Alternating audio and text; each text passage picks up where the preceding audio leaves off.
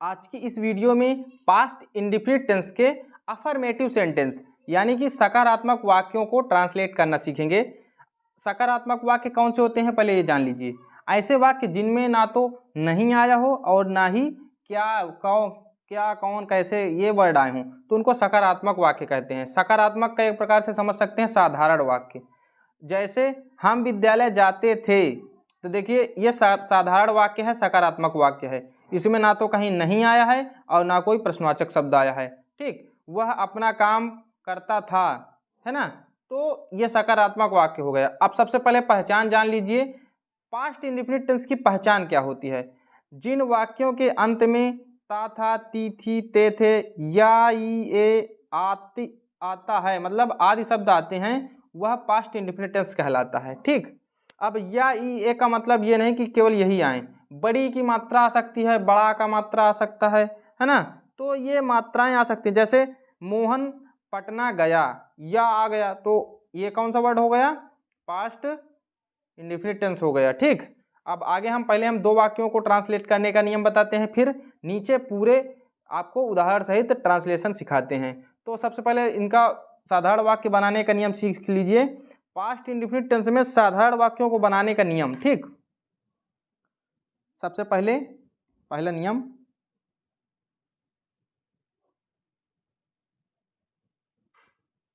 नियम नंबर 1, मुख्य क्रिया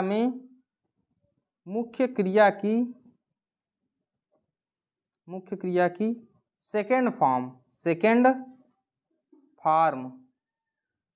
का मतलब दूसरी अवस्था का प्रयोग किया जाता है।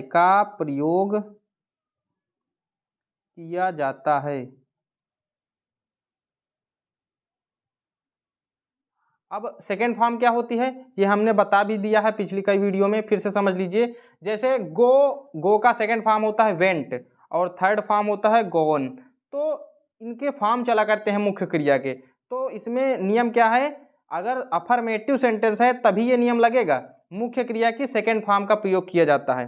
अब फार्मूला समझ लीजिए कैसे कैसे लिखना है। फार्मूला मैं बता देता हूं। सबसे पहले आपको लिखना है कर्ता सब्जेक्ट,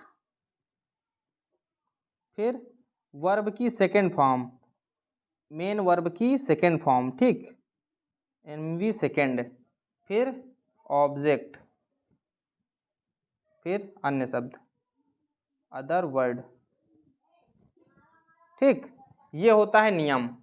आप समझ लीजिए, जैसे यहाँ पर दिया गया हम विद्यालय जाते थे, तो सबसे पहले सब्जेक्ट लिखेंगे हम की अंग्रेजी वी, फिर मेन वर्ब की सेकेंड फॉर्म। मेन वर्ब क्या होता है, जो कार्य किया जाता है, तो यहाँ पर जाते थे ये कार्य है ना, तो जाना की अंग्रेजी होती है गो, इसका सेकेंड फॉर्म हो जाएगा वेंट। अगर आप सेकेंड फॉर्म थर्ड फॉर्म नहीं जानते हैं तो लिंक में एक वीडियो दिया गया है, वो वीडियो आप देख लीजिएगा, डिस्क्रिप्शन में उसका लिंक दिया गया है।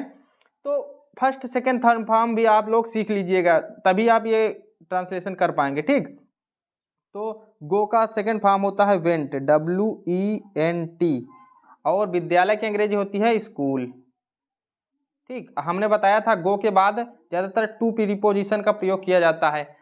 वी वेंट टू स्कूल, ये हो जाएगा इसका वाक्य। दूसरा है वह अपना काम करता था, तो सबसे पहले हम यहाँ पर लिखेंगे सब्जेक्ट, वह की अंग्रेजी हो गई ही, फिर मुख्य क्रिया का सेकेंड फॉर्म। देखिए करना अलग होता है और अपना काम अलग हो जाएगा। ठीक, अपना काम का मतलब होता है हिज वर्क, और करना की अंग्रेजी होती है डू। क्या होती है अंग्रेजी, डू डिड डन, उसके फॉर्म चला करते हैं डू डिड डन। ठीक, तो यहाँ पर लिख देंगे सेकेंड फॉर्म डिड। ये हम सहायक क्रिया नहीं बता रहे हैं, ये वर्ब की सेकेंड फॉर्म बता रहे हैं अभी। ठीक, ही डिड हिज वर्क, बस ये वाक्य बन गया। ठीक, इस प्रकार ये वाक्य बनाते हैं। और ये डिड का जो हेल्पिंग वर्ब के रूप में प्रयोग किया जाता है, इसको हम नकारात्मक वाक्यों और प्रश्नवाचक वाक्यों में करते हैं, तो उसका वीडियो हम अगले वीडियो में बताएंगे। वाक्यों को नकारात्मक और प्रश्नवाचक अगर ट्रांसलेशन करना है, नकारात्मक वाक्यों को और प्रश्नवाचक वाक्यों को तो उसमें डिड का प्रयोग किया जाता है, लेकिन ये अभी हम साधारण वाक्य बता रहे हैं। चलिए और भी हम उदाहरण देख लेते हैं नीचे। पहला वाक्य दिया गया है, तुमने मेरी अंगूठी चुराई। सबसे पहले हम सब्जेक्ट लिखेंगे। तुम की अंग्रेजी होती है यू, YOU, यू मीन्स तुम, ठीक, YOU, यू मीन्स तुम। फिर वर्ड उसका सेकेंड फॉर्म, किसका, मुख्य क्रिया का सेकेंड फॉर्म। तो चुराना की अंग्रेजी होती है स्टील, स्टील के फॉर्म चलते हैं स्टील, स्टोल, स्टोलन। तो सेकेंड फॉर्म हो जाएगी stole, STOLE, stole. He, you stole. अब इसके आगे माई अंगूठी क्या हो जाएगा, माई अंगूठी की अंग्रेजी होती है रिंग फिंगर, सॉरी रिंग होती है, रिंग फिंगर मीन्स तो अंगूठी वाली उंगली हो जाएगी, तो ring. You stole my ring. Sita ने रोटी खाई। सीता ईट एट ईटेन, क्या फॉर्म चलते हैं ईट के, eat ate eaten, ate bread, BREAD, ठीक। वह डॉक्टर बनना चाहता था। ही, अब चाहना की अंग्रेजी क्या होती है, वांट, वांट का सेकंड फॉर्म होता है वांटेड, वांटेड, थर्ड फॉर्म भी वांटेड होता है।